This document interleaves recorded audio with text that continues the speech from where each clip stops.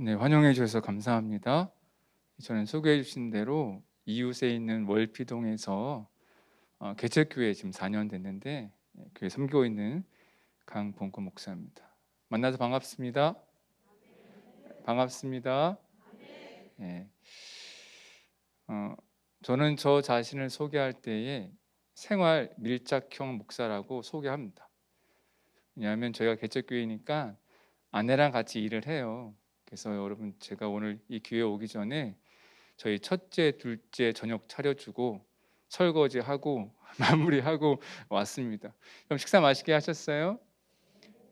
예, 은혜가 충만하게 수망합니다. 예, 잠시 기도하겠습니다.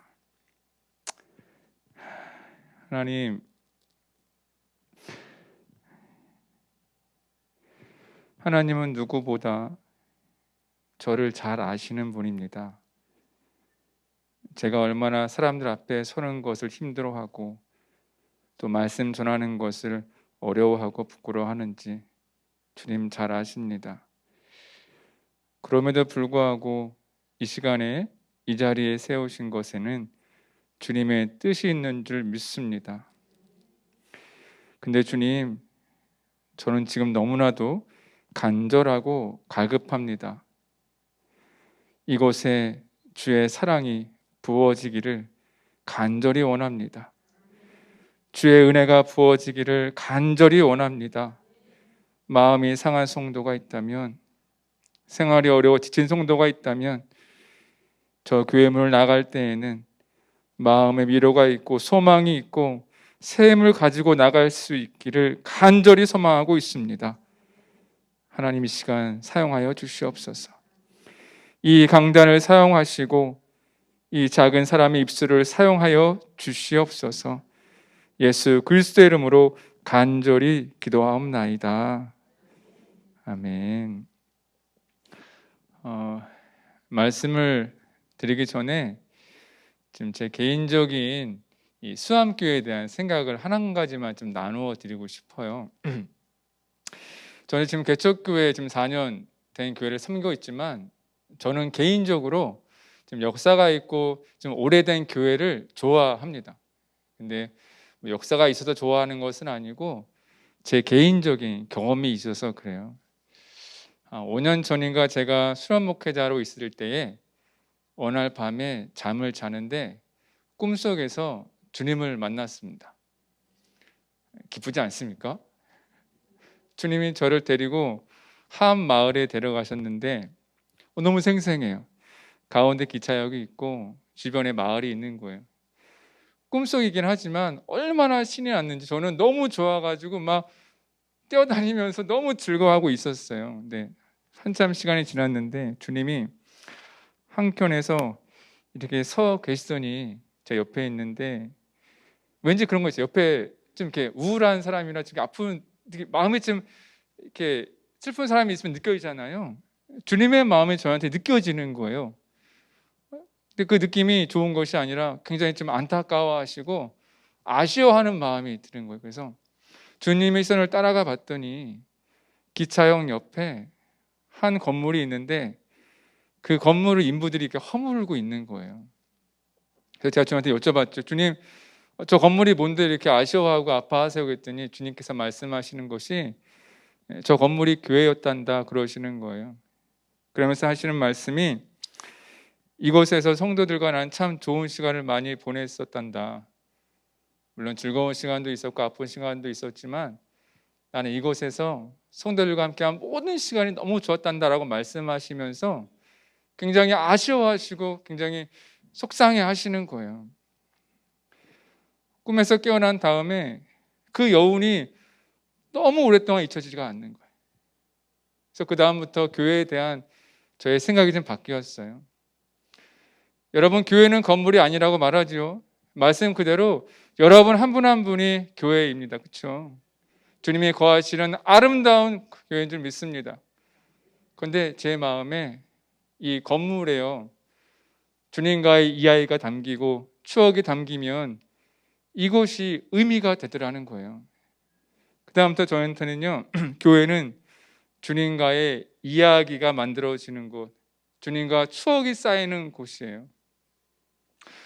그래서 그 다음부터는 지금 오래된 교회들을 보면 건물들을 봐도 마음에 이곳에는 주님과 어떤 이야기와 추억거리가 있을까, 그것을 연상하게 되니까 그게 이제 마음속에 계속 남는 거란 말입니다. 근데 수암교회가, 제가 이 지방에 온 지는 얼마 되지 않았지만 역사가 오래된 교회로 알고 있어요. 오는 길에 그럼 이 교회에 얼마나 많은 주님과의 이야기가 있을까, 주님과 함께했던 감격과 은혜의 이야기들, 혹은 힘들고 어려웠지만 주님과 함께 이겨냈던 그런 믿음의 이야기들이 얼마나 많이 있을까 궁금해지더란 말이죠. 근데 여러분들, 추억이 추억으로 끝납니까? 아니지 않아요? 힘들고 어려울 때에 추억을 떠올리면서 위로받고 소망 얻잖아요. 그러니까 수암교회가 그동안 얼마나 많은 이야기들이 있을까, 얼마나 가지고 올 좋은 추억들이 있을까 생각하니까 저는 개척교회 4년째니까 수암교회가 너무너무 부러운 거예요. 부럽습니다, 여러분. 진심으로. 그래서 바라기는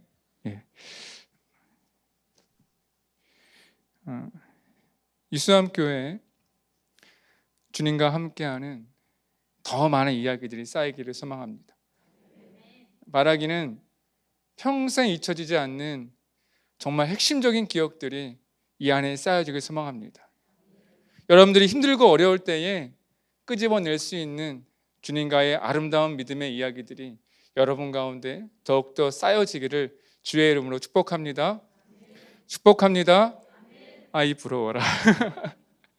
네.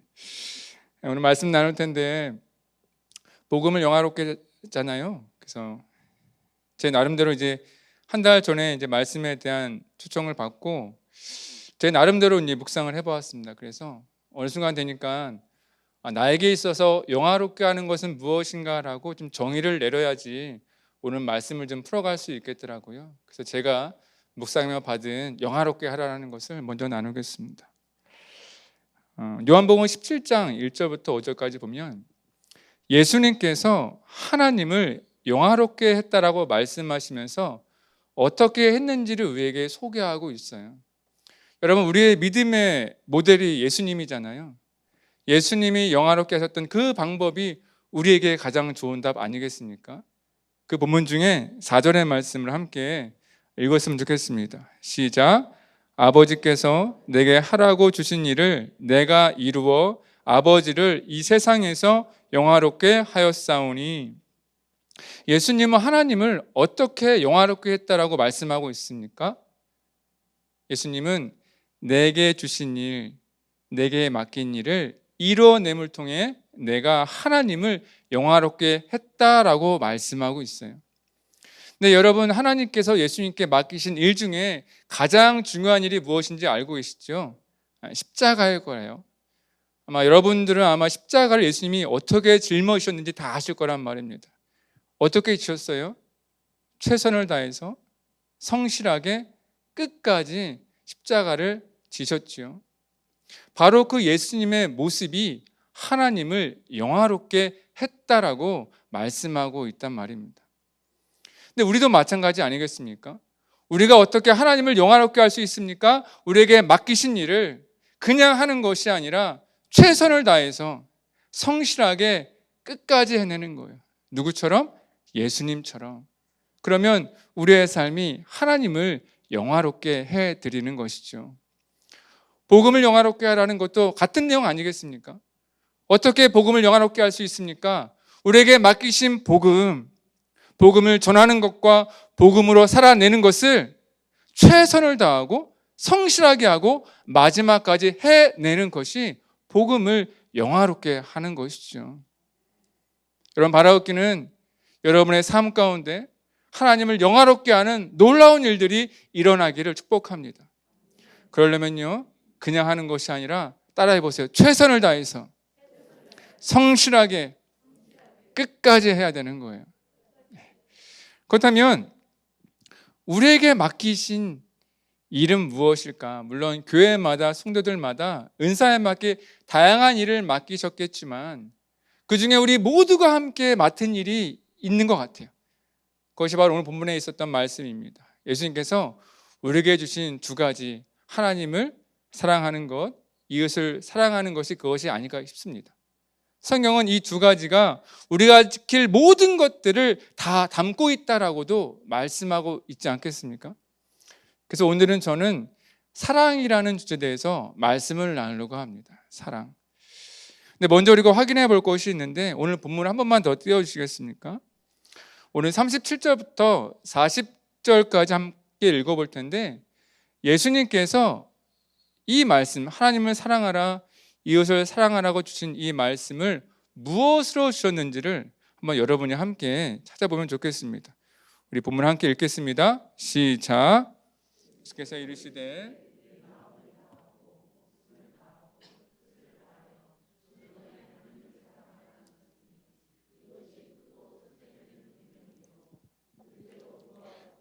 내 이웃을 내 자신과 같이 사랑하라 하셨으니 이 두 계명이 온 율법과 선지자의 강령이니라. 예수님께서 하나님을 사랑하고 이웃을 사랑하라고 하셨는데, 그것을 우리에게 무엇으로 주었습니까? 계명으로 주었어요. 맞습니까? 여러분, 계명이 무엇입니까? 계명. 하나님의 사람이 하나님의 나라에서 살아갈 때에 반드시 지켜야 하는 법과 같은 것 아니겠어요? 맞습니까? 그럼 정리하면, 하나님을 사랑하라, 이웃을 사랑하라, 예수님께서는 우리에게 무엇으로 주신 겁니까? 법으로 주신 거죠. 네. 근데 이 법으로 사랑을 줬다라는 것이 너무나도 어려운 주제예요. 한번 생각해 보십시오. 첫 번째, 여러분, 사랑이 법이 될 수 있습니까? 만약에 여러분이 누가 나를 사랑해 주지 않는다고, 혹은 내 사랑을 받아주지 않는다고 경찰서에 찾아가서 경찰한테 저 사람이 내 사랑을 받아주지 않아요, 혹은 저 사람을 사랑하게 해주세요라고 경찰한테 고발하거나 고소할 수 있습니까? 있어요? 아마 그러면 당장에 미친 사람 소리 들을 거예요. 세상에 그렇게 어떻게 세상에 사랑을 법으로. 여러분, 사랑은 자연스러운 거 아닙니까? 사랑할 수도 있고 안 할 수도 있고 변할 수도 있고 바뀔 수도 있고, 사랑은 마음으로 억지로 되는 것이 아니지 않습니까? 자연스럽게 움직이는 건데 어떻게 그것을 법으로 정할 수가 있어요? 그런데 주님 우리에게 무엇으로 주었어요? 사랑을 법으로 주었어요. 사랑하는 사람한테 전혀 문제될 것이 없습니다. 그런데 사랑하지 않거나 사랑이 예전 같지 않거나 사랑에 대한 불안한 마음이 있는 사람에게 사랑이 법이라는 것은 너무 힘든 거예요. 자연스러워하는 이 사랑이 때로는 억지로 해야 되고 노력하고 애써야 한다는 것이겠죠. 여러분, 맞습니까? 두 번째, 사랑 자체는 법이 될 수는 없지만 사랑하는 방법은 법이 되죠. 예를 들어 드리면 데이트 폭력이나 가정 폭력이 그런 거죠. 사랑하는 사람이라고 내 마음대로 됩니까? 안 됩니까? 안 되지요. 가까운 사람이라고 내 마음대로 그 사람 거 빼앗아다 쓸 수 있습니까? 없습니까? 그런 사람은 경찰서에 고소할 수 있죠. 고발할 수 있죠. 처벌을 받죠. 무슨 말입니까? 사랑 자체는 법이 아니지만 사랑하는 방법은 법이 될 수 있어요. 오늘 예수님께서 말씀 잘 보세요. 그냥 사랑하라고만 말씀하신 것이 아니에요. 분명한 방법을 말씀하셨어요. 하나님을 사랑하라. 어떻게 해요? 마음을 다하고 목숨을 다하고 뜻을 다하여 사랑하라. 이웃을 사랑할 때에도 그냥 사랑하는 것이 아니라 내 자신과 같이 사랑하라. 무슨 말입니까? 하나님을 사랑해도 내 마음대로 내 형편껏 사랑하는 것이 아니라 하나님을 사랑할 때에는 마음을 다하고 목숨을 다하고 뜻을 다해야 한다라는 거죠.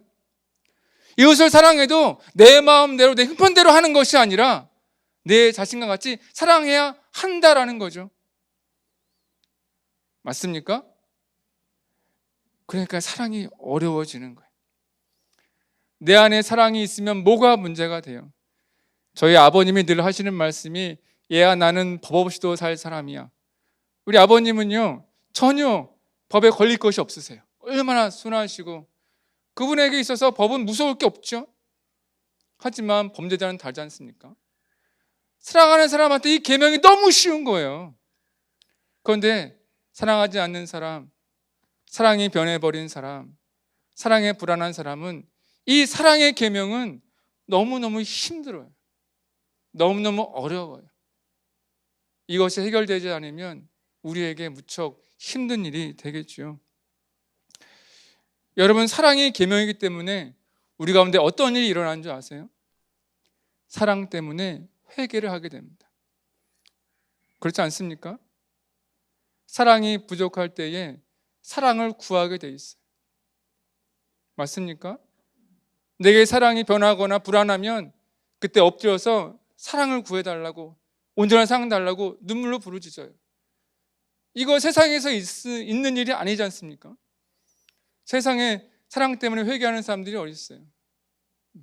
내 사랑 변했다고 우리만 하는데 왜 그렇죠? 사랑이 계명이기 때문입니다. 여러분, 제가 지금 신뢰되는 질문 하나만 드리면, 여러분 하나님을 사랑하십니까? 마음을 다해, 목숨을 다해, 뜻을 다해 사랑하고 계세요? 여러분 이웃을 사랑하십니까? 그 이웃을 내 몸과 같이 사랑하고 계세요? 혹시 여러분 가운데 이것이 마음에 걸려서 매일 밤마다 가슴을 치며 회개하며 기도하는 분 안 계십니까? 내 사랑이 예전 같지 않아서 내가 왜 이럴까 자책하면서 주님 앞에 부끄러운 모습으로 이곳에 나와 계신 분은 계시지 않으세요?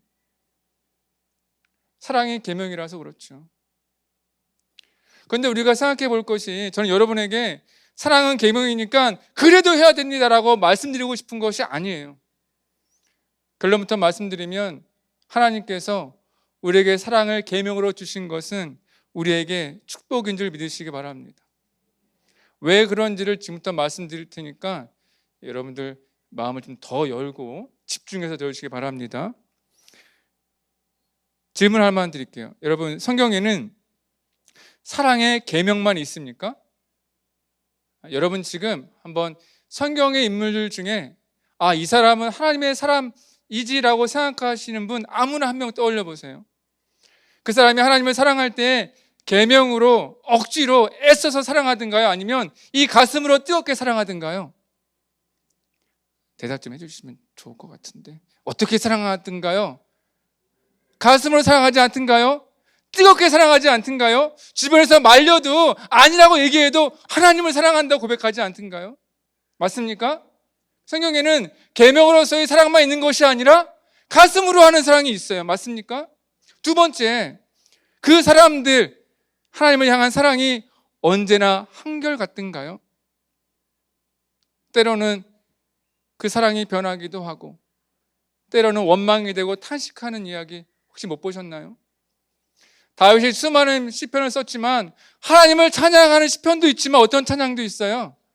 하나님을 향한 원망과 탄식의 찬양시도 있죠. 맞습니까? 세 번째, 여러분이 결론 내어보세요. 하나님을 향한 사랑이 바뀌어버렸어요. 하나님과의 사랑의 관계가 무너져 버렸어요. 더 이상 하나님을 향한 사랑의 신뢰가 무너져 버렸어요. 그럴 때에 그 사람들은 어떻게 하든가요? 가만히 기다리던가요? 이 마음의 가슴에 다시 한번 사랑이 뜨거워질 때까지 기다리고만 있던가요? 성경에 보니까요, 그들은 가만히 있지 않아요. 어떻게 합니까? 하나님을 사랑하려고 애쓰더란 말이에요. 사랑이 없으니까 사랑하려고 회개기도 하고 사랑 달라고 구하고, 그렇지 않던가요? 맞습니까? 틀립니까? 생각해 보세요. 가슴으로 하는 사랑도 있고 계명으로 하는 사랑도 있어요. 맞습니까? 가슴으로 안 되면 무엇으로 사랑해야 되는 거죠? 네. 여러분, 교회는 사랑이 생명입니다. 성도도 사랑이 생명입니다. 이 말은 사랑이 없으면 안 된다는 거죠. 교회에 사랑이 없으면, 영적으로 민감하신 분들은 주차장에만 들어와도 마음이 쎄하대요. 그리고 보통 사람들은 교회 입구만 들어와도 이 교회에 사랑이 충만한지 그렇지 않은지를 대부분 느끼지 않겠습니까? 교회에 사랑이 없으면 누가 들어오고 싶고, 여러분들 중에 교회에 사랑이 없으면 누가 이곳에 오래 머물고 싶겠어요? 성도도 마찬가지 아닙니까? 교회에서 한 성도를 만났는데 너무 차가워, 냉랭해. 물론 성격적으로, 성향적으로 그런 분들도 있을 수 있죠. 사랑의 방법이 다를 수 있어요. 하지만 사랑이 있는 것과 없는 것은 드러나게 돼 있어요. 사랑이 없는 성도를 만났다고 생각해 보세요. 그 사람과 또 만나고 싶습니까? 그 사람이 있는 곳에 함께 하고 싶습니까? 교회와 성도들에게 있어서 사랑은 생명이에요. 언제나 머물러 있어야 되는 거예요. 멈추면 안 되는 거란 말이에요. 그렇죠? 맞습니까? 여러분, 공기 중에 산소가 없으면 그거 참고 버티실 거예요? 저 같으면 당장 뛰어나가서 산소통이라도 찾을 것 같은데요. 안 그렇습니까? 여러분, 가슴으로 하는 사랑 물론 중요합니다. 근데 그 사랑은 영원하지 않다니까요. 여러분, 영원한 사랑은 하나님의 사랑밖에 없어요. 여러분을 향한 하나님의 사랑만 영원하고요. 다른 사랑들, 우리가 아는 사람, 성경에 있는 수많은 사람들의 사랑은 변하더란 말이에요. 뜨거울 때도 있고, 차가울 때도 있고, 열정적일 때도 있고, 냉랭할 때도 있고, 때로 그 사랑이 변해서 원망이 되고 미움도 되더라는 거예요. 그럼 그때 어떻게 하실 거예요? 내 안에 뜨거운 사랑, 가슴으로 하는 사랑이 일어날 때까지 기다리실 겁니까? 이 중에 기다려보신 분 많을 텐데 기다린다고 오든가요? 차가워진 가슴 기다리면 뜨거워지든가요?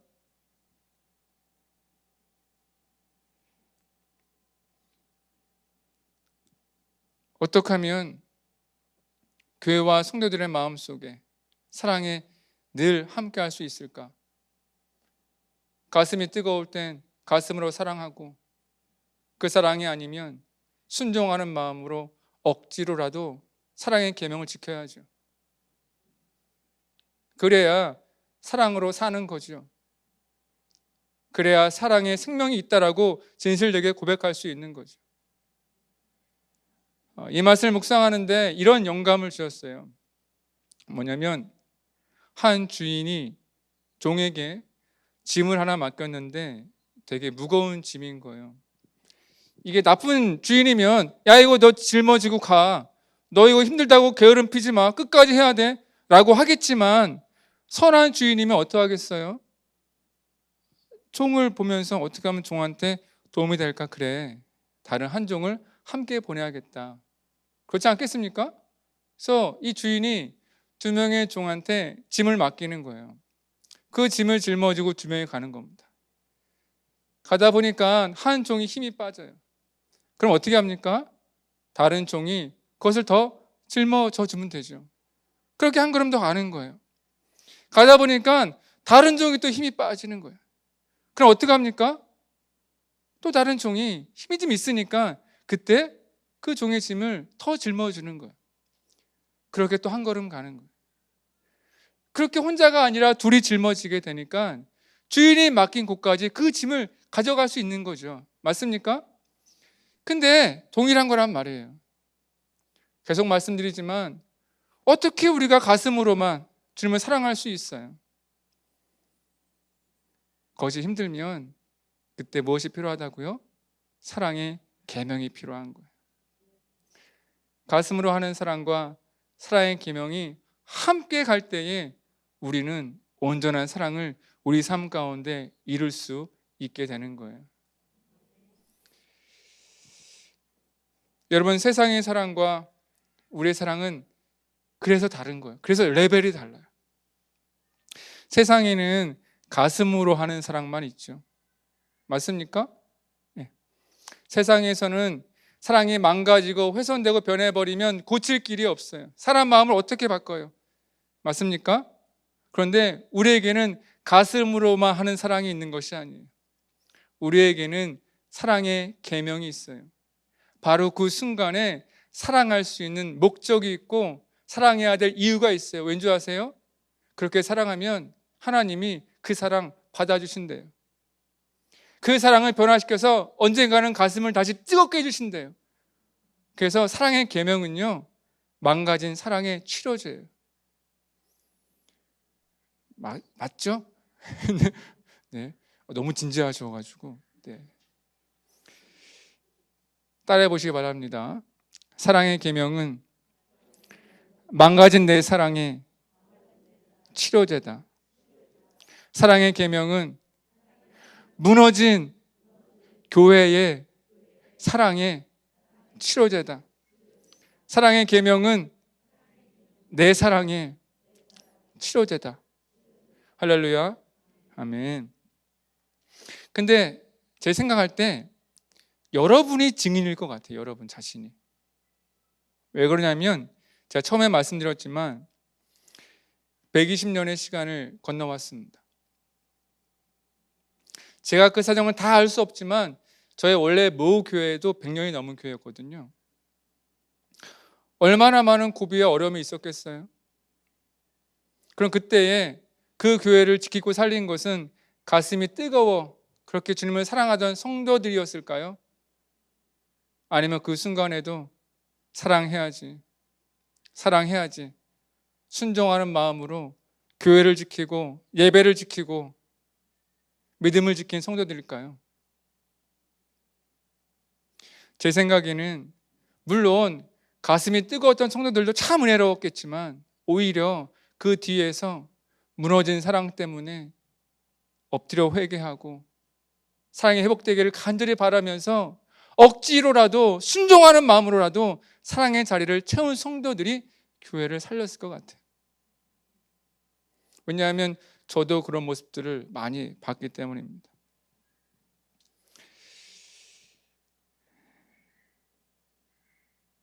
그런데 이 말씀을 준비하면서 제게 주신 마음은 그 모든 순간이 내게는 정말 좋은 시간이었다라는 주님의 고백이라는 겁니다. 지금 이 교회를 보시면서 그때를 안타까워 원망하시는 것이 아니라 그때는 내가 진짜 깊은 사랑을 경험했지. 그때는 사랑 때문에 기뻐하는 것이 아니라 진짜 사랑 없음을 눈물로 회개하는 그들의 믿음을 보았지 라고 말씀하시면서 기뻐하신다라는 거예요. 내가 다 아신다라고 말씀하시는 겁니다.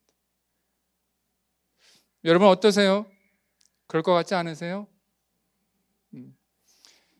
여러분 안에 사랑이 변해버려서 마음 아프신 분이 있다면 예배드리는 동안에 찬양하는 동안에 기도하는 동안에 사랑이 마음에 걸려서 주저하게 되고 망설이게 되고 목소리 높였던 분이 계시다면 그대로 방치하지 마시고요. 마음 뜨거워질 때까지 기다리지 마시고요. 우리에게는 사랑의 계명이 있어요. 그 순간에 한 걸음 더 앞으로 나아가셔서 오히려 순종하는 마음으로 억지로라도 사랑하시기 바랍니다. 그러면 이 교회 안에 사랑이 회복될 줄 믿습니다. 여러분의 삶 가운데 사랑이 충만할 줄 믿습니다. 할렐루야. 아멘. 지금까지는 1부, 2부에선 실전편을 나누도록 하겠습니다. 그렇다면 어떻게 하나님을 사랑하되 마음을 다해, 목숨을 다해, 뜻을 다해 사랑할 수 있을까? 우리가 점검해 봐야 되지 않겠습니까? 질문 드리겠습니다. 여러분, 하나님 사랑하시죠? 자, 그러면 마음을 다해, 목숨을 다해, 뜻을 다해 하나님을 사랑하는 것은 쉬울까요? 어려울까요? 자, 표현해 주십시오. 어렵다. 쉽다. 네, 아무도 들지 않으셨으니까 웃음 포인트를 보니까 어렵다 쪽이 조금 더 많으신 것 같아요. 근데 여러분 사랑해 보셨습니까? 사랑하면요, 마음을 다하는 것, 목숨을 다하는 것, 뜻을 다하는 것 어렵지 않습니다. 지금 우리나라 사회에서 제일 어려운 것이 결혼인 것 같아요. 왜 결혼이 어려울까요? 결혼 생활이 얼마나 힘든지 다 알잖아요. 그래서 주변에서 야, 결혼하면 돈도 많이 들고 애 하나 낳으면 끔찍해라고 아마 결혼 말리시고 싶은 분이 계실 거예요. 그럼에도 불구하고 결혼하는 사람들이 있어요. 왜 그럴까요? 사랑을 하면 마음이 다른 데 갈 수가 없어요. 내 것이 아까워질 수가 없어요. 그 사람과 함께 하고 싶은 소망이 일어나는 거. 그래도 그러니까 이 어려운 가운데 결혼도 하는 거 아니겠습니까? 혹시 결혼을 앞둔 분이 있다면 축복합니다. 사랑을 하면 마음을 다하고 생명을 다하고 뜻을 다하는 건 되게 쉬워져요. 자, 몇 가지 예를 들어 드릴게요. 첫 번째는 1590년대만 해도 일본은 예수님을 믿는 것이 어렵지 않았다고 해요. 정말 많은 큰 부흥이 있었습니다. 그런데 1596년 11월에 26명의 첫 순교자가 나오는데요. 그때부터 70년 동안 무려 100만 명 이상의 순교자가 나오는 대박해 시대가 시작되면서 기독교가 이제 어려워지게 되었습니다. 근데 그 첫 번째 26명의 순교자 중에 이바라기 쿤이라는 12살의 아이가 있었어요. 제가 아이가 셋입니다. 그중에 둘째가 12살이거든요. 제가 그 아이한테 있잖아, 이름이 찬욱이에요. 찬욱아, 하나님을 사랑할 땐 말이지 마음을 다하고 생명을 다하고 뜻을 다해 사랑하는 거야. 너 이게 무슨 뜻인지 알아? 알아들을까요? 너 이거 사랑할 때 말이야, 그냥 네 맘대로 하는 것이 아니라 마음을 다하고 생명을 다하고 뜻을 다해야 되는데 할 수 있겠어라고 하면 그 아이가 대답할 수 있을까요? 어떻게 생각하세요? 제 마음에 제 둘째 아이가 너무 어려 보이니까 얘는 안 될 것 같은 느낌이 있는 거예요. 그런데 관리가 26명을 이제 십자가로 처형하려고 하는데 한 사람 한 사람 살펴보는데 중간에 쿤이 보이는 거예요. 너무 어려 보여요. 12살이 어떻게 십자가를 감당해요. 또 관리 처형하는 입장에서도 이게 난처하잖아요. 12살 어린아이니까. 그래서 이 관리가 이 아이를 설득하기로 마음먹었습니다. 내가 너를 살려주고 싶어. 네가 너무 어리니까 예수만 부인하면 너 안전하게 살려줄게 라고 설득을 하는 거예요. 근데 그때 쿤이라는 아이가 이야기를 한 것이 지금도 전해지고 있는데 뭐라고 얘기하냐면, 나으리, 제가 예수님을 부인하는 것보다 나으리가 예수를 믿는 것이 더 쉬울 것 같습니다. 그냥 나으리 예수님 믿고 저랑 같이 천국 가시죠 라고 얘기하더니 이 아이가 자기 십자가를 찾는 거예요. 저기라고 하니까 이 아이가 거기를 달려가더니 그 앞에서 누구 못지않게 담대하게 십자가를 짊어지더라는 거예요. 여러분, 이 아이의 이야기를 들으면서 와, 12살인데 믿음 대단하다. 진짜 마음을 다하고 목숨을 다하고 뜻을 다하네. 야, 나는 저만큼은 아닌데 라고 생각하는 분 계십니까? 근데 쿤의 이야기는 이 주를 위해 죽다라는 이 책의 한 챕터에 불과합니다. 이 책 안에는 수많은 순교자들의 이야기가 있는데 그 안에는 여자아이, 남자아이, 소녀, 아줌마, 아저씨, 수많은 사람들의 이야기가 담겨져 있는데 그들은 특별한 사람들이 아니에요. 그들의 공통점이 하나가 있다면 하나님을 사랑하는 것뿐이에요. 또 하나 예를 들어드리면, 이미지 한번 띄워주실래요? 오픈도어라는 기독교 사이트에서 매해마다 전 세계에서 박해받는 것들을 조사를 해요. 그래서 어느 나라가 가장 믿기 힘든가를 조사하는 겁니다. 올해로 29회가 됐는데 올해 자료를 보니까 여러분 잘 아시는 것 같이 그 작년까지만 해도 북한이 가장 믿기 어려운 나라였죠. 그런데 올해 아프가니스탄으로 그게 이제 순서가 바뀐 것이 좀 이색적입니다. 근데 제가 보여드리고 싶은 것은 이 자료 뒤에는 숫자였어요. 숫자 한번 보여주실래요? 네. 보이십니까? 3억 6천만 명. 이 숫자가 무엇을 의미하는지 아세요? 이 오픈도어즈에서 발표하기를 지금 이 시대에 믿음 때문에 박해를 받거나 차별을 받거나 생명의 위협을 당하고 있는 사람들의 숫자가 3억 6천만 명이래요. 이 숫자가 얼마나 큰 숫자면 전 세계 그리스도인들 중에서 7명 중에 1명이 지금 어려움을 당하고 있어요. 그런데요, 지금의 박해는 예전의 박해와 완전히 색깔이 달라요. 예전에는 집에 한 사람 믿으면 그 집안이 다 어려움을 당했지만 지금은요, 아무리 이슬람 국가라도 예수님 부인하고 믿음 숨기고 살면 충분히 살아갈 수 있는 시대가 지금 시대란 말이에요. 그럼에도 불구하고 지금 이 시대에 하나님 때문에, 믿음 때문에 박해를 감당하고 있는 사람의 수가 3억 6천만 명이라는 거예요. 부인하면 되는데, 감추면 되는데, 숨기면 되는데 그렇게 하지 못해서 어려움을 당하고 있는 그리스도인의 수가 3억 6천만 명이래요. 그들이 대단한 사람이겠습니까? 그들의 믿음이 엄청나게 뛰어나서 이걸 감당하겠어요? 저는 확신을 갖는 게 수 있어요. 만약에 여러분들이 1590년대 후반에 일본에서 신앙생활을 하셨다면, 여러분이 만약에 3억 6천만 명과 같은 시간과 같은 장소에서 신앙생활을 하고 계셨다면, 그런데 하나님을 사랑하고 계셨다면, 여러분들도 장소에 상관없이, 시간에 상관없이, 형편에 상관없이 하나님을 마음을 다해, 목숨을 다해, 뜻을 다해 사랑하셨을 거예요. 다시 한번 질문 드리겠습니다. 그렇다면 하나님을 사랑한다면 마음을 다해, 목숨을 다해, 뜻을 다해 사랑하는 것은 쉬운 거예요? 어려운 거예요? 답을 알고 계시잖아요. 하나님을 사랑하면 내 안에서는 자연스럽게 누가 가르쳐주지 않아도, 누가 강제로 시키지 않아도 쿤과 같이 3억 6천만 명의 성도들과 같이 우리는 기쁘게 그 일을 감당할 수 있어요. 문제는 뭐예요? 내 안에 사랑의 문제가 생긴 거예요. 우리나라라서 못하는 것이 아니라 내 안에 사랑의 문제가 있기 때문이라는 거예요.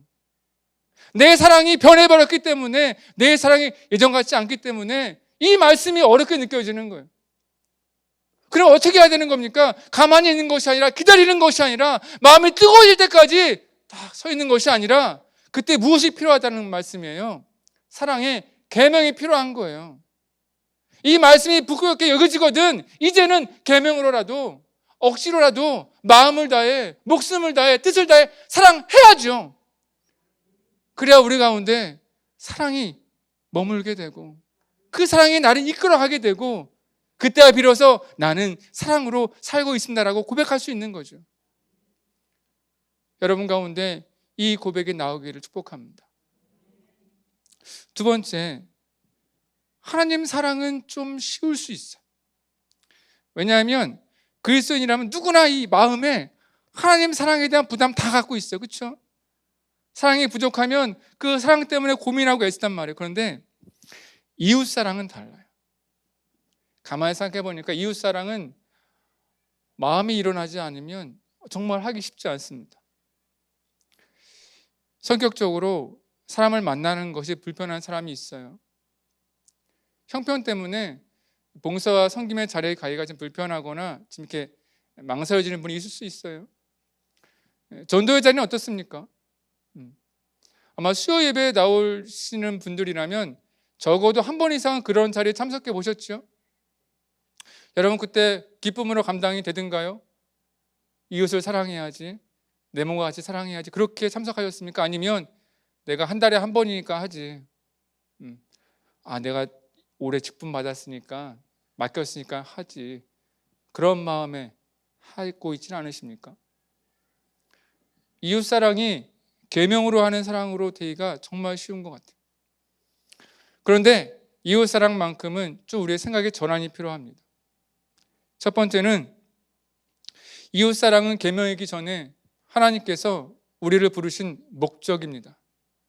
본문을 통해 확인해 볼까요? 우리 고린도전서 10장 31절과 33절 우리 함께 읽어보겠습니다. 시작.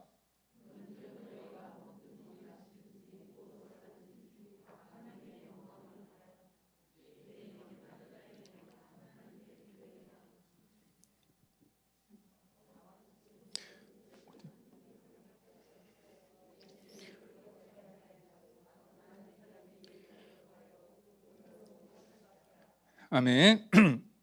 31절에 너희가 무엇을 하든 다 하나님의 영광을 하라고 말씀하신 후에 그 다음에 뭐라고 말씀하고 있습니까? 모든 일에 모든 사람에게 많은 사람에게 유익을 끼치고 그들로 하여금 어떻게 하라고요? 구원에 이르게 하라고 말씀하고 있죠. 이게 내용은 다른데 사실은 전체적인 맥락에서 보면 같은 말씀 두 번 반복하고 있는 거예요. 뭐냐면 이웃을 사랑하는 것이 하나님께 영광이 되는 것이고, 이웃 사랑하는 것이 하나님께서 우리에게 바라시는 것이고, 이웃 사랑하는 것이 우리를 부르신 가장 큰 목적이라고 말씀하고 있는 거예요. 맞습니까? 제 해석 혹시 틀렸습니까? 아니죠. 근데 여러분, 이 부르신 목적을 이루어야 되는데, 사랑의 자리에 우리가 기쁨으로 가지 않으면 우리의 마음속에 어떤 것이 부어질까요? 항상 미안하고, 항상 부족하고, 항상 어색하고, 그럴 수밖에 없지 않겠어요? 목적을 이루어드리지 못했을 때에 그리스도인들 중에 마음속에 이런 부담감이 없는 사람이 어디 있겠어요? 그래서 우리는 이웃사랑의 문제를 해결해야 된단 말이에요. 그렇죠? 그래서 제가 한 가지만 팁을 드리려고 합니다. 예수님께서는 이웃을 사랑하라고 하실 때에 어떻게 사랑하라고 하셨어요? 내 자신과 같이, 내 몸과 같이. 여기에 사실 답이 숨겨져 있습니다. 질문 하나만 더 드릴게요. 죄송합니다. 여러분은 여러분 자신을 사랑하십니까?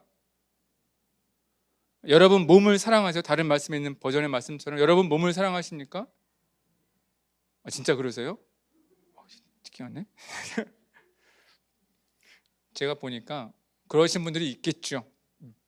그런데 몸을 사랑하기보다 외모를 사랑하는 것 같아요. 외모를 가꾸고 아름답게 만드느냐고 몸을 상하게 하는 경우가 많습니다. 즐거움을 좋아하는 것 같아요. 내가 즐거운 것을 먹고 마시느냐, 뭘 상하게 해요? 몸을 상하게 하는. 그러면 그것이 몸을 사랑하는 겁니까? 내 자신을 사랑하는 겁니까? 아니라는 거예요. 만약에 나는 내 몸에 대한 컴플렉스가 있어. 우리 담임 목사님은 잘생기셔서 없겠지만 저는 외모에 대한 컴플렉스가 있습니다. 아주 오랜 동안 기도 제목이었어요. 저처럼 자기 자신에 대해서 좀 이렇게 사랑하지 않는 분들이 이 말씀을 읽으면 엄청 부담이 될 것 같고 이해가 잘 되지 않고 공감이 되지 않을 것 같아요. 내 몸도 사랑하지 않는데 어떻게 다른 사람을 내 몸처럼 사랑할 수 있겠습니까? 사실 우리가 이웃 사랑을 내 몸과 같이 하지 못하는 이유 중에 하나가 내 자신에 대한 확신이 없고 내 자신에 대한 진실된 사랑을 알지 못해서 그래요. 이 말씀을 묵상하는 중에 제가 아는 이야기가 하나 기억이 나서 여러분에게 좀 소개하고 싶어요. 아시는 분들도 있을 겁니다. 파인애플 스토리라는 이야기입니다. 뉴기진이라는 섬에 한 선교사님이 7년 동안 사역하셨는데 그곳에서 일어났던 일을 엮은 책입니다. 간략하게 요약만 해드리면 이 선교사님이 하나님께서 원주민에 대한 사랑의 마음을 주셔서 뉴기니에 들어가셔서 이웃사랑을 실천하시는 거예요. 병원도 세우고 상점도 세우고 진짜 열심히 섬겼습니다. 근데 어느 해인가 불현듯 파인애플을 키워야겠다라는 생각을 하셨어요. 그런데 파인애플을 한번 심으면 다 익는데 3년 정도 걸린대요. 그래서 원주민들을 일꾼으로 고용한 후에 3년 동안 정말 정성을 다해 가꾸셨습니다. 3년이 지나니까 파인애플이 이제 하나둘씩 익어가잖아요. 그때 문제가 발생합니다. 밤에 원주민들이 파인애플을 익는 대로 훔쳐가는 거예요. 이 선교사님이 이거 내일이면 먹을 수 있겠다 싶어서 그 다음날 가면 그 파인애플이 없는 거예요.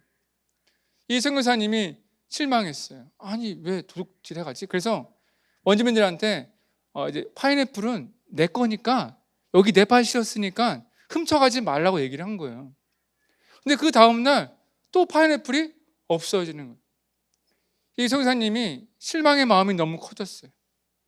그래서 어떻게 하기로 결심하셨냐면 그래 지금부터 파인애플을 지켜야겠다. 그래서 원주민들을 모아놓고 당신들 파인애플 한 번만 더 훔쳐가면 병원문을 닫겠다라고 경고를 하는 거예요. 근데 그 경고를 듣고도 그 다음날 파인애플이 사라졌어요. 이게 선교사님이 병원문을 닫아버렸어요. 또 말씀하시길 만약에 한 번만 더 훔쳐가면 내가 이제는 상점의 문을 닫아버리겠다고. 근데 그 다음날 또 훔쳐가는 거예요. 선교사님이 상점 문을 닫아버렸어요. 여러분, 원주민 마을에 병원이 사라지고 상점이 사라지니까 책에 보니까 아팠던 병자들이 빈검으로 돌아가고 죽어가는 사람들도 나타나기 시작해. 사람들이 필요해서 찾아왔는데 물건이 없으니까 실망하며 돌아가는 거예요. 근데 이 선교사님이 마음이 한번 바뀌어버리니까 이게 안 풀어지는 거예요. 근데 어떻게 됐냐? 시간이 지나니까 이 원주민들이 선교사님을 통해 도움을 받지 못하니까 다 떠나가 버리는 거예요. 이 선교사님 혼자 남았어요. 그 다음에 안식년이 돼서 고향에 돌아가셔서 이제 사역에 대해서 이제 많이 걱정을 하시고 돌아보았겠지요. 그러다가 한 세미나를 참석하시게 되는데 그곳에서 물론 이전에도 알고 계셨겠지만 하나의 큰 깨달음이 있었어요. 어떤 거냐면 이 땅에 있는 모든 것은 내 것이 아니라 하나님의 것이라는 거예요. 파인애플 밭의 원인을 생각해 보니까 이 파인애플 밭이 내 거고 여기서 나는 파인애플이 내 거라고 여기니까 그것을 훔쳐갔을 때 내가 화가 나게 되고 그것을 지키기 위해 수단을 가리지 않게 되는 거죠. 그래서 선교사님 결단했어요. 그래, 이 땅에 있는 모든 것이 하나님의 것이라면 파인애플 밭도 하나님의 것이겠지. 파인애플도 하나님의 것이겠지. 이 깨달음을 가지고 돌아오셔서 원주민들을 사역하시는데 또 파인애플을 심으셨어요. 대단하신 분이죠. 3년이 지났습니다. 파인애플이 익어요. 어떤 일이 벌어졌을까요? 파인애플을 훔쳐갔겠죠. 당연히 익는 족족 훔쳐가는 거예요. 근데 바뀐 게 하나 있죠. 뭐가 바뀌었어요? 선교사님의 마음이 바뀌었어요. 화가 안 나. 하나님의 밭이니까, 하나님의 파인애플이니까 그들이 가져가면 하나님의 뜻이겠지. 화가 안 나더라는 거예요. 그런데 그 모습을 바라보던 원주민들이 또 변해요. 어떻게 말하냐? 너무 이상하지 않으세요? 그렇게 화를 내던 선교사님이 화를 안 내는 거예요. 그러더니 원주민들이 하루는 찾아오더니 선교사님에게 이렇게 말을 하더래요. 당신이 드디어 그리스도인이 되었군요. 그런데 묻는 거예요. 아니 왜 파인애플을 훔쳐가는데 이런저런 화를 내지 않습니까? 선교사님이 이렇게 말을 했대요. 이 파인애플 밭은 더 이상 내 것이 아닙니다. 하나님의 것이에요. 그랬더니 원주민들이 깜짝 놀라는 거예요.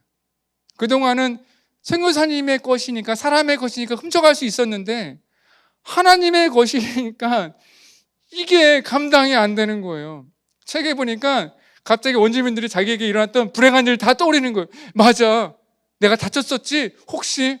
우리 집에 불이 났었지? 혹시? 그러면서 그들이 하나님의 것을 훔치는 것에 대해서 두려움을 느끼게 되는 거예요. 그러면서 파인애플을 더 이상 훔쳐가지 않았다는 이야기입니다. 이야기를 통해 제게 주신 것은 무엇이냐면 우리에게도 이웃사랑을 위해 가장 먼저 필요한 것은 하나님의 것이라는 것을 인정하는 거예요. 여러분은 누구의 것입니까? 여러분 한 분 한 분은 누구의 것입니까? 하나님의 것 맞습니까? 그리스도인이란 내가 나의 주인이 아니라 하나님이 나의 주인이라고 고백하는 사람들입니다. 여러분 가운데 여전히 내가 나의 주인이라고 생각하신다면 죄송하지만 아직 신앙생활 시작도 안 하신 거예요. 신앙생활은 내가 나의 주인이 아니라 하나님이 나의 주인이라고 내 마음을 바꾸는 순간 시작되는 거예요. 맞습니까? 그렇다면 여러분의 몸은 누구의 것입니까? 하나님의 것 맞습니까? 근데 하나님은요, 여러분의 몸을 통해 하고 싶은 것이 있으세요. 하나님은 여러분의 손과 발을 통해 이루고 싶은 것이 있으세요. 그것이 무엇이라고 말씀하고 있는 거예요? 이웃 사랑이라는 거예요. 내 성격으로, 내 마음대로, 내 형편으로 하려면 어려워요. 하지만 이 선교사님처럼 내 성격도 하나님의 것, 내 몸도 하나님의 것, 나의 모든 것은 하나님의 것. 근데 그 하나님이 내 거 달라는 것이 아니라 하나님의 손과 발을 통해 일하시기 원한다고 생각하면 우리는 이웃사랑의 자리에 나아갈 수 있습니다. 그리고 정 안 된다면 그때 무엇이 필요해요? 사랑의 계명을 가져오시는 거예요. 이웃사랑은 하나님이 내게 주신 계명이니까 억지로라도 해야지. 불편해도 해야지.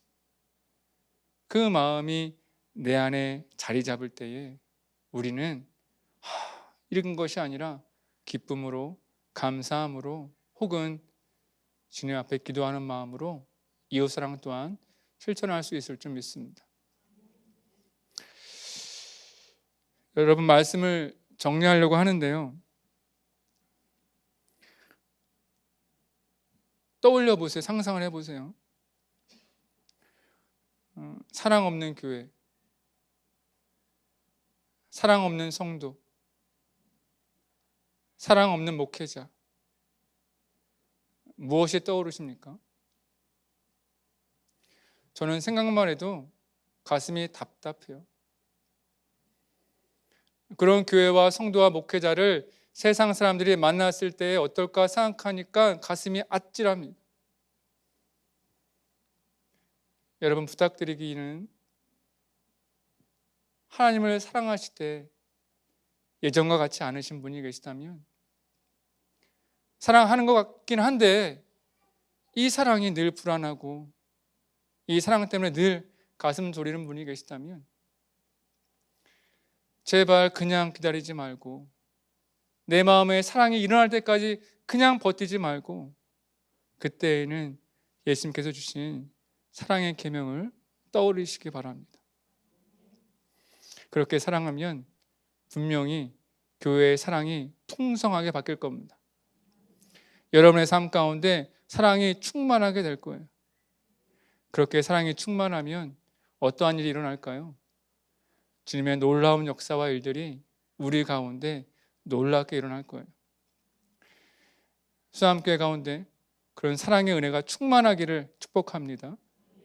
여러분 가운데 사랑이 회복되기를 축복합니다.